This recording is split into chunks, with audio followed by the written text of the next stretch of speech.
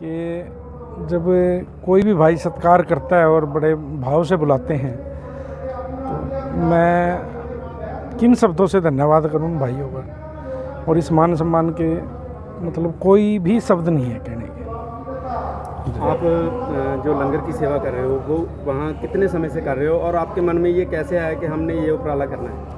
लंगर की सेवा जो है वो पहले दिन से चली हुई है और जब तक मोर्चा चलेगा, अभी 9 महीने हुए हैं, 2 दिन ऊपर हुए हैं 9 महीने से, चाहे ये 9 साल भी चले, हम ना हिम्मत हारेंगे ना ही हौसला डाउन करेंगे और जो सेवाएं हमने जिम्मेवारी ली है उनको निरंतर उसी तरीके से निभाते रहेंगे। आपको तंग परेशान करना कौन सी दिक्कतों का सामना करना पड़ा आपको? ऐसे जी देखो, अगर हम कोई भी काम सरकार से विरोध में या सरकार से ऊपर हो गए करेंगे तो सरकार तो परेशान करती है, लेकिन हमें उन परेशानियों की ना कभी परवाह माननी है और ना आगे मानेंगे। हाँ ठीक है, दिखते हैं वहाँ, लेकिन जब वो अच्छा काम आप करते हो ना तो उसमें दिक्कतें आती हैं। 9 महीने में आपको ऐसी कैसी दिक्कतों का सामना करना पड़ा कि आपको लगा कि परेशान किया जा रहा है, आपको बैकफुट पे लेके आने की कोशिश की जा रही है? ऐसा जी, अब हर चीज़ आपके सामने है, मीडिया से कोई भी बात छुपती नहीं है।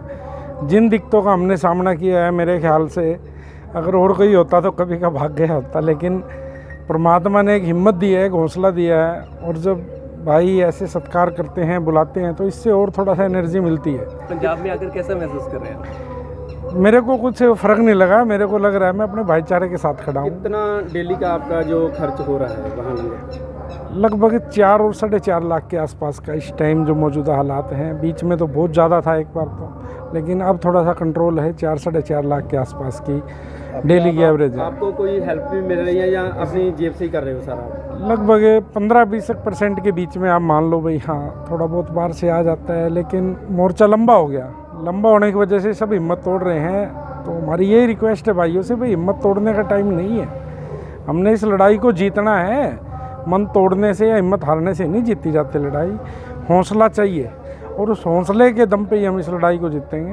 नौजवानों को आप क्या मैसेज देना चाहते हैं? नौजवानों को सिर्फ यही मैसेज है, हमारे भाई जितने भी नौजवान हैं वो हमारे देश का फ्यूचर हैं और हमारा देश एक ऐसे मोड़ पे खड़ा है जहां मतलब अब ये खाली ज़मीन की नहीं है, ये ज़िंदगी की लड़ाई बन चुकी है। तो हमने इस लड़ाई को जीतना है, तो सभी वर्ग को एक साथ इकट्ठा होकर एक आवाज़ में बोलना पड़ेगा और मोर्चे को मजबूत बनाने के लिए वहाँ ज़्यादा से ज़्यादा पहुँचना पड़ेगा और पहुँचना चाहिए।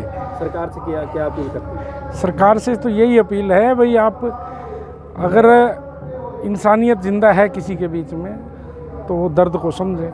इंसानियत से बड़ा कोई धर्म नहीं होता, बाकी सब बाद के होते हैं। भूख से की कोई जात नहीं होती, भूख का कोई मजहब नहीं होता।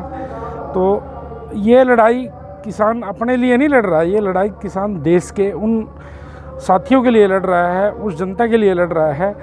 किसान तो अपने लिए वो खा लेगा, कोई दिक्कत नहीं है, नहीं बेचेगा तो अपना तो पूरा पाड़ी लेगा, लेकिन उनका क्या हाल होगा जो आज जब एक आटा 20 रुपये किलो कणक लेके और एक दलिया 60 रुपये किलो का मोड़ लग जाती है और वो 60 रुपये किलो बिक रहा है, तो ये देश कहाँ जाएगा? तो मैं यही अपील करूँगा कि भाई ज़्यादा से ज़्यादा वहाँ पहुँचें और मोर्चे को मजबूत करें। इस लड़ाई को हमने जीतना है और एकजुट होकर हमने इससे